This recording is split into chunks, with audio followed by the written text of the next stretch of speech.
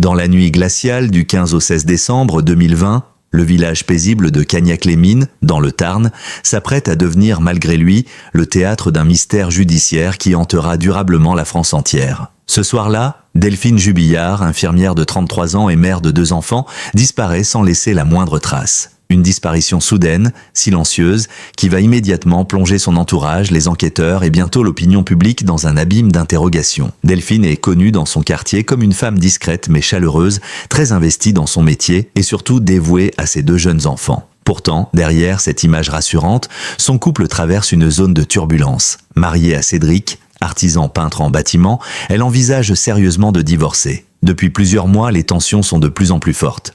Les disputes se multiplient, parfois violentes, et leurs voisins rapportent des cris, des éclats de voix. Delphine, de son côté, a entamé une nouvelle relation avec un homme rencontré sur Internet. Elle rêve d'un avenir différent, loin des rancunes conjugales et des querelles quotidiennes. Cette nuit-là, rien ne semble présager un drame. Pourtant, selon les déclarations de Cédric, après une soirée ordinaire, il se serait couché tard, fatigué. Au milieu de la nuit, il se réveille et découvre que son épouse n'est plus dans le lit conjugal. Selon sa version, elle serait sortie de la maison en pleine nuit, vêtue légèrement et avec son téléphone portable. Mais la scène interroge: qui partirait ainsi en laissant derrière elle ses enfants endormis, son véhicule garé dans l'allée et ses affaires personnelles intactes? Cette hypothèse paraît peu crédible pour beaucoup, dès les premiers instants. Rapidement, les forces de l'ordre sont mobilisées. Les gendarmes lancent des recherches intensives. Battues organisées dans le village, chiens pisteurs déployés, fouilles méticuleuses dans les champs, les bois et les maisons abandonnées des alentours. Des plongeurs sondent même les points d'eau. Rien, absolument aucune trace. Ni vêtements, ni sacs, ni téléphone, ni empreinte qui pourraient éclairer le mystère. L'absence de corps, dès les premières heures, devient l'élément central et le plus troublant de l'enquête. Les proches de Delphine, effondrés, témoignent immédiatement de son attachement indéfectible à ses enfants. Pour eux, l'idée qu'elle ait pu volontairement tout quitter est inimaginable. Sa meilleure amie confie aux enquêteurs qu'elle avait des projets, qu'elle parlait de sa nouvelle relation avec espoir, qu'elle se voyait bientôt tourner la page de son mariage. Elle n'était pas dans l'état d'esprit d'une femme cherchant à disparaître volontairement, affirment ses proches avec force. Cette conviction devient un point d'ancrage pour l'enquête.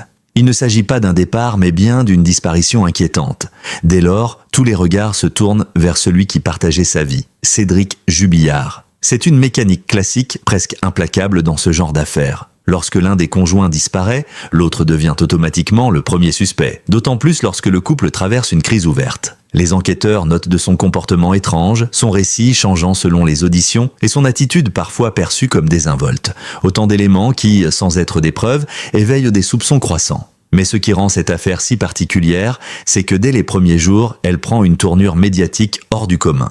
Les chaînes d'information en continu s'emparent du sujet, les journaux publient des portraits de la disparue et des articles détaillant les moindres aspects de la vie du couple. Le public se passionne, s'indigne, s'interroge. Dans les cafés, dans les foyers, la question revient. Que s'est-il passé cette nuit-là? Peu à peu, l'affaire Jubillard cesse d'être seulement une enquête criminelle. Elle devient une énigme collective, un feuilleton national dont chaque rebondissement est scruté. Pour les enquêteurs, la difficulté est immense. D'un côté, une femme disparue dont tout laisse penser qu'elle n'aurait jamais choisi de partir ainsi. De l'autre, un mari au comportement troublant, mais contre qui aucun élément matériel irréfutable ne peut être avancé. Ce vide, cette absence de corps, va transformer le dossier en un véritable casse-tête judiciaire. Sans preuve tangible, chaque hypothèse repose sur des indices indirects, sur des interprétations, sur des impressions. Dans cette atmosphère lourde, la disparition de Delphine Jubillard prend une dimension symbolique. Elle devient l'incarnation de ces affaires où la vérité semble toujours se dérober, où la justice avance à tâtons, prisonnière d'un manque cruel de certitude. Dès cette première nuit, un engrenage infernal s'est enclenché, celui qui place Cédric Jubillard au centre de l'enquête et fait de cette affaire un paradoxe judiciaire qui, 4 ans plus tard, continue d'alimenter débats, doutes et polémiques. Alors que les jours s'écoulent sans la moindre trace de Delphine, l'enquête prend une tournure de plus en plus centrée sur son mari. Comme souvent dans ce type de drame conjugal, c'est vers le conjoint que convergent les soupçons initiaux. Mais ce qui va transformer Cédric Jubillard en principal suspect, ce ne sont pas des preuves matérielles accablantes, mais une accumulation d'indices, de contradictions et de comportements jugés suspects. C'est tout l'art des preuves circonstancielles. Elles ne démontrent pas directement la culpabilité, mais forment, Par leur répétition et leur cohérence apparente, un faisceau qui finit par peser lourd. Dès les premiers interrogatoires, les enquêteurs notent des incohérences. Cédric affirme avoir vu sa femme quitter la maison au cœur de la nuit, mais son récit varie selon les auditions. Tantôt il dit qu'elle est sortie avec son téléphone, tantôt qu'il l'a simplement trouvée absente au petit matin. Ces contradictions, même minimes, installent le doute. Pourquoi un mari qui clame son innocence ne parvient-il pas à donner un récit stable des événements ? Pour les gendarmes, cela peut traduire un mensonge ou une tentative de brouiller les pistes. À ces variations s'ajoute son attitude face aux autorités. Cédric se montre tour à tour ironique, détaché, parfois même provocateur. Les experts psychologues mandatés par les juges d'instruction dressent le portrait d'un homme colérique, impulsif, capable de manipuler son entourage. Ils évoquent aussi son rapport complexe à la vérité, sa tendance à minimiser ou à dissimuler les faits gênants. Dans une affaire de disparition conjugale, ces traits de personnalité deviennent autant de pièces supplémentaires dans le puzzle de la suspicion. Mais ce n'est pas tout. Les analyses téléphoniques révèlent des éléments troublants. Le portable de Delphine s'est éteint brutalement cette nuit-là, sans jamais réapparaître. Les données de connexion de celui de Cédric montrent des incohérences, certaines manipulations nocturnes, des heures qui ne correspondent pas à ses déclarations. Pour les enquêteurs, cela laisse penser à une mise en scène ou à une tentative de dissimulation. Bien sûr, rien de tout cela n'est une preuve irréfutable, mais dans un dossier sans corps, chaque anomalie prend un poids considérable. Un autre élément clé vient renforcer la suspicion, la relation extra-conjugale de Delphine. Elle entretenait depuis plusieurs mois une correspondance amoureuse avec un autre homme. Elle envisageait sérieusement de refaire sa vie avec lui et de quitter Cédric. Pour l'accusation, ce projet de séparation est un mobile puissant. La perspective d'un divorce, la perte de son épouse et de sa famille, aurait pu pousser Cédric à commettre l'irréparable dans un accès de colère ou de désespoir. Plusieurs voisins rapportent d'ailleurs avoir entendu des disputes fréquentes, parfois violentes, dans la maison des Jubillards. À mesure que ces éléments s'accumulent, la pression médiatique s'intensifie. Les chaînes d'information en continu relaient chaque avancée, chaque fuite du dossier. Dans la presse, Cédric est présenté comme le monstre du Tarn, un mari jaloux et colérique dont le portrait psychologique colle parfaitement au scénario du crime conjugal. Sur les réseaux sociaux, l'opinion publique se divise, mais beaucoup considèrent déjà qu'il est coupable. La présomption d'innocence, pourtant pilier de la justice française, semble mise de côté au profit d'une vérité médiatique qui s'impose avec force. Ce climat oppressant a un effet direct sur la justice. Les magistrats instructeurs, confrontés à une affaire sans corps, savent donc qu'ils doivent s'appuyer sur les indices disponibles. Individuellement, ils semblent de fragiles, mais ensemble, ils forment une trame narrative que l'accusation juge crédible. C'est cette accumulation, contradiction, expertise psychologique, tension conjugale, disparition du téléphone, témoignage des voisins, qui finit par constituer les indices graves et concordants permettant de placer Cédric en détention provisoire en juin 2021. Cette décision, exceptionnelle dans un dossier sans preuve matérielle directe, provoque un choc. Comment peut-on incarcérer un homme sur la base de simples présomptions ? La réponse des juges est claire, l'absence de corps ne doit pas paralyser la justice, surtout lorsqu'un faisceau d'indices converge dans la même direction. Mais cette logique nourrit un malaise profond. Car si ces preuves circonstancielles suffisent à maintenir Cédric derrière les barreaux, suffiront-elles à convaincre un jury populaire de sa culpabilité ? De l'affaire illustre à quel point la frontière entre soupçon et certitude est ténue. Cédric Jubillard n'a jamais avoué et aucun élément matériel n'a permis de l'incriminer directement. Mais pour les enquêteurs et une partie de l'opinion, son comportement, ses contradictions et son profil psychologique suffisent à le désigner comme coupable probable. C'est dans ce glissement, de l'absence de preuves à la conviction forgée par les circonstances, que réside toute l'ambiguïté du dossier. L'affaire Jubillard est entrée très tôt dans une zone d'incertitude judiciaire. Depuis le 16 décembre 2020, date de la disparition de Delphine, aucune trace matérielle n'a été retrouvée. Pas de corps, pas d'armes, pas de scène de crime identifiable. Dans un dossier criminel, cette absence est un gouffre béant. Pourtant, la justice a décidé d'incarcérer Cédric Jubillard et de maintenir cette détention provisoire pendant des années. Cette situation inédite soulève une question cruciale.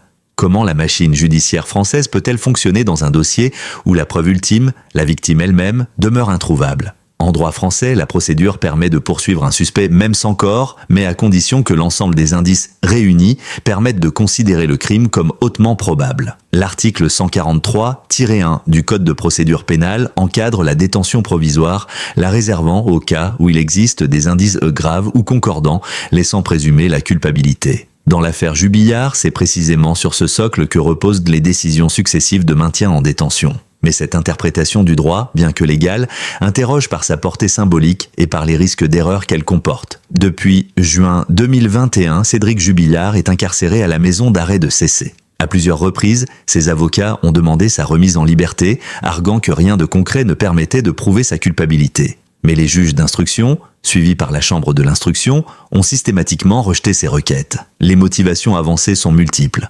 Risque de concertation avec des témoins, risque de pression sur son entourage, nécessité de préserver l'ordre public et de garantir le bon déroulement de l'instruction. À travers ces décisions, les magistrats montrent qu'ils redoutent qu'une libération ne compromette la recherche de la vérité. Au cœur de ce dispositif, plusieurs éléments sont mis en avant par l'accusation. D'abord, les témoignages des voisins qui affirment avoir entendu des cris ou une dispute cette nuit-là. Ensuite, les données téléphoniques, jugées incohérentes, qui laissent penser que Cédric aurait manipulé son portable pour brouiller les pistes. Enfin, le contexte conjugal explosif.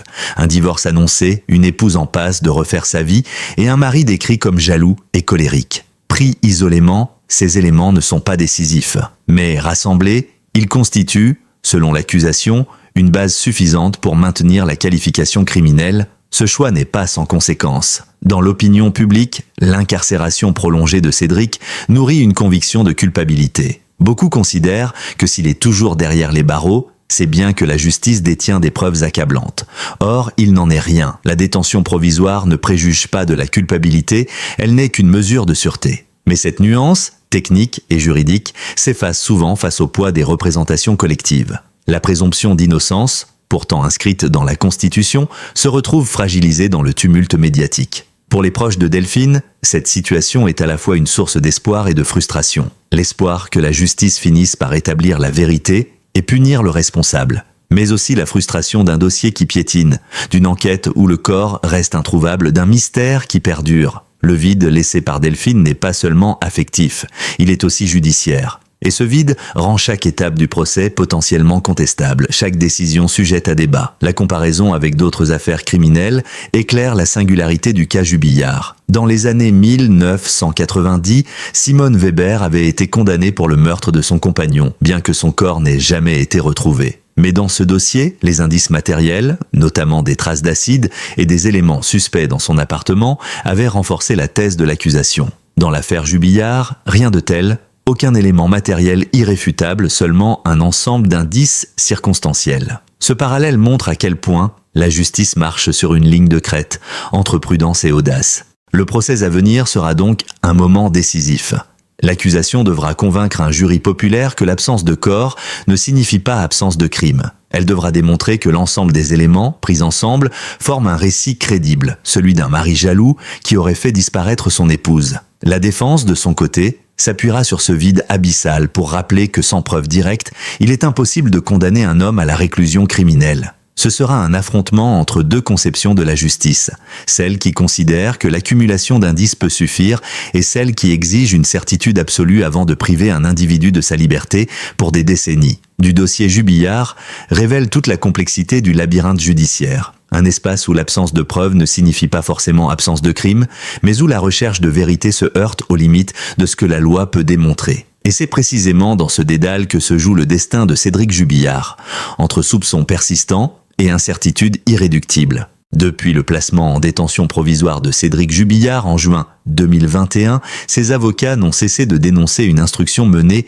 à charge et de souligner les failles d'un dossier qui, selon eux, repose davantage sur des soupçons que sur des preuves. Leur ligne de défense est claire, rappeler sans relâche que l'absence de corps rend impossible toute certitude. Pas de corps, pas de crime, martèlent-ils devant les juges, comme dans les médias, dans l'espoir de rétablir la présomption d'innocence de leurs clients. La première faille l'exploiter est, bien entendu, cette disparition sans trace matérielle. Contrairement à d'autres affaires criminelles, aucun élément tangible n'a été découvert. Pas de sang suspect, pas d'armes, pas de scène de crime. Même les fouilles les plus poussées, champs, bois, rivières, maisons abandonnées, n'ont livré aucun indice concluant. Pour la défense, cela signifie une seule chose, l'hypothèse d'une disparition volontaire ou d'une intervention extérieure ne peut être écartée. Si Delphine a effectivement choisi de partir, séduite par la perspective d'une nouvelle vie amoureuse, ou si elle a croisé un agresseur inconnu cette nuit-là, alors toute l'accusation contre Cédric s'effondre. Autre angle d'attaque, les témoignages des voisins. Plusieurs habitants ont affirmé avoir entendu des cris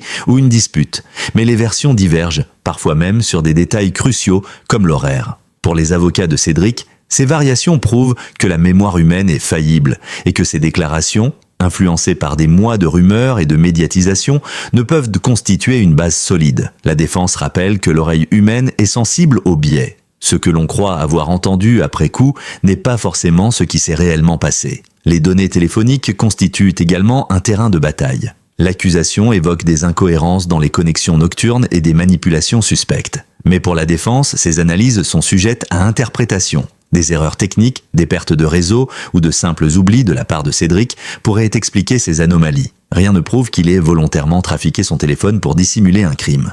Là encore, l'absence de certitude doit, selon ses avocats, profiter à l'accusé. Un autre aspect mis en avant concerne la personnalité de Cédric. L'accusation insiste sur son caractère colérique, ses accès de jalousie, son comportement parfois provocateur, mais ses avocats rejettent cette lecture psychologique. Ils rappellent qu'un comportement inadapté face aux enquêteurs ou aux médias ne constitue pas une preuve. L'ironie, la désinvolture ou le détachement peuvent te choquer, mais ils ne suffisent pas à incriminer un homme de meurtre. Chacun réagit différemment au stress, et juger un individu sur ses émotions visibles est, selon eux, profondément injuste. La défense critique aussi la pression médiatique qui aurait transformé Cédric en coupable idéal avant même tout procès. Les surnoms comme « le monstre du Tarn » ou les unes de journaux titrant sur sa prétendue culpabilité auraient façonné une opinion publique hostile, risquant d'influencer les magistrats comme les futurs jurés. Dans un tel climat, disent ses avocats, comment espérer un jugement réellement impartial ? L'affaire Jubillard serait devenue un procès médiatique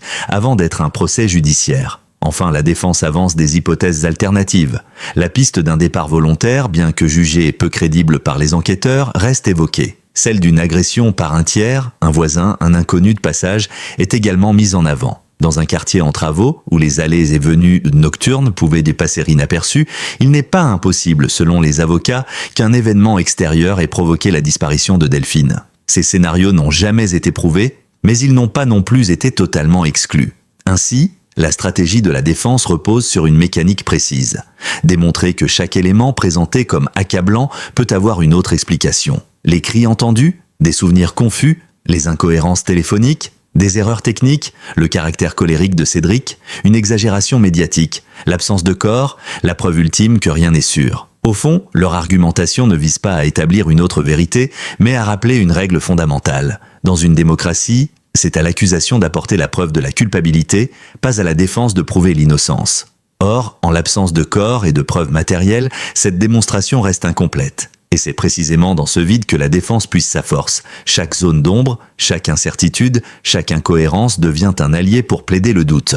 4 années après la disparition de Delphine, une question obsède toujours les observateurs, les juristes et l'opinion publique. Pourquoi Cédric Jubillard est-il encore derrière les barreaux alors qu'aucun corps n'a été retrouvé, qu'aucune preuve matérielle irréfutable ne l'accuse et que le doute reste omniprésent? C'est ce que beaucoup appellent désormais le paradoxe Jubillard. Une détention prolongée dans un dossier bâti sur des indices, mais dépourvu de l'élément central qui ferait basculer l'affaire, la victime. La première explication est strictement juridique. En droit français, la détention provisoire est possible lorsque les juges estiment qu'il existe des indices graves et concordants laissant présumer la culpabilité. Ces indices ne sont pas des preuves définitives, mais un faisceau d'éléments convergents qui, réunis, donnent du crédit à l'hypothèse accusatoire. Dans ce dossier, les magistrats ont considéré que les contradictions dans les déclarations de Cédric, les témoignages des voisins, l'analyse psychologique de sa personnalité et le contexte conjugal explosif suffisaient à remplir cette condition. Autrement dit, même en l'absence de preuves matérielles, le récit accusatoire leur paraît suffisamment cohérent pour justifier l'incarcération. La seconde raison tient à la prudence judiciaire. Relâcher Cédric Jubillard en attendant le procès aurait signifié prendre le risque qu'il exerce des pressions sur des témoins, qu'il se concerte avec son entourage, voire qu'il disparaisse lui-même. Les juges ont aussi insisté sur la nécessité de préserver l'ordre public. Dans une affaire aussi médiatisée, où l'émotion est à son comble, une libération aurait pu être interprétée comme une faiblesse de la justice, voire comme un scandale. Maintenir Cédric en détention, c'est aussi envoyer un message de fermeté à une opinion publique avide de certitude. Il faut aussi comprendre que la justice française a déjà condamné des accusés sans corps. L'affaire Simone Weber, dans les années 1990, en est un exemple marquant. Si la comparaison a ses limites, elle prouve néanmoins que la jurisprudence accepte qu'un crime puisse être jugé même en l'absence de victimes retrouvées. Ce précédent pèse dans les décisions des magistrats. Il montre que la voie est juridiquement ouverte. Pourtant, ce choix révèle un paradoxe troublant, car si les indices paraissent suffisants pour maintenir un homme en prison, seront-ils assez solides pour convaincre un jury populaire de le condamner à la réclusion criminelle à perpétuité? Là réside toute la contradiction. Le système judiciaire français distingue la détention provisoire, qui s'appuie sur des soupçons, et la condamnation qui suppose une intime conviction. Mais dans l'opinion publique, cette nuance disparaît. Beaucoup pensent qu'un homme incarcéré depuis si longtemps est forcément coupable. Cette confusion entre suspicion et certitude constitue l'une des zones les plus sensibles de l'affaire. Les avocats de Cédric dénoncent cette situation comme une dérive. Pour eux, leur client est victime d'une justice qui préfère l'incarcérer par précaution, plutôt que de reconnaître l'insuffisance des preuves. Ils rappellent que le rôle de l'institution judiciaire n'est pas de céder à la pression médiatique ou sociale, mais de trancher en fonction des faits. Tant que le corps de Delphine n'a pas été retrouvé, affirme-t-il, tout reste hypothèse. Mais pour les juges, ce raisonnement est dangereux. Attendre un élément matériel, c'est risquer de ne jamais avancer et de laisser un crime impuni. Le paradoxe Jubillard révèle ainsi la tension permanente entre deux exigences contradictoires. Protéger les droits de l'accusé, en respectant la présomption d'innocence, et protéger la société en évitant qu'un potentiel criminel ne recouvre la liberté. Dans ce bras de fer, c'est la prudence qui l'a emporté. Mieux vaut garder Cédric en prison que courir le risque d'une libération qui pourrait se solder par la disparition de preuves, la pression sur des témoins, ou pire, l'échec définitif d'un procès futur. Mais cette prudence a un prix. Elle nourrit les doutes et les critiques. Car si un jury populaire, demain, décidait que les indices sont insuffisants pour condamner, alors ces années de détention apparaîtraient comme une erreur judiciaire. À l'inverse, si le procès débouche sur une condamnation, il aura créé un précédent fort, celui d'une justice capable d'envoyer un homme en prison, à vie sans corps, sur la seule base d'un faisceau d'indices. Dans les deux cas, l'affaire Jubillard fera date dans l'histoire judiciaire française. C'est là que réside toute la complexité de ce paradoxe. Cédric Jubillard reste incarcéré, non pas parce que sa culpabilité a été prouvée, mais parce qu'elle est jugée probable. Il reste en prison, non pas parce qu'on sait avec certitude ce qu'il a fait, mais parce que la justice refuse d'écarter l'hypothèse la plus sombre. Il reste en prison, enfin, parce que l'absence de corps, loin d'innocenter, devient dans ce dossier une énigme obsédante qui renforce la conviction que quelque chose de terrible s'est produit dans la nuit du 15 au 16 décembre 2020. Le procès, lorsqu'il aura lieu, sera l'épreuve ultime. Les jurés devront décider si ce faisceau d'indices suffit à condamner un homme pour meurtre ou si le doute doit l'emporter. Leur décision ne tranchera pas seulement le sort de Cédric Jubillard, elle redéfinira aussi les contours de la justice française face aux affaires sans corps. L'affaire Jubillard reste l'un des plus grands mystères judiciaires de notre époque. Une épouse disparue sans laisser de traces, un mari emprisonné depuis 4 ans sans corps ni preuve matérielle, et une justice coincée entre soupçons et incertitude. Ce paradoxe Jubillard interroge non seulement la vérité de cette nuit fatale, mais aussi les limites de notre système judiciaire. Au-delà des débats, une réalité demeure, 2 enfants grandissent sans leur mère et une famille attend encore des réponses. Merci d'avoir suivi cette analyse jusqu'au bout. N'hésitez pas à partager vos impressions dans les commentaires. Pensez-vous que la justice a eu raison de maintenir Cédric en prison ou qu'il est victime d'un engrenage judiciaire ? Abonnez-vous pour ne rien manquer de nos prochaines enquêtes et activez la cloche pour être averti des nouvelles vidéos. À très bientôt pour continuer à décrypter ensemble l'actualité et ses zones d'ombre.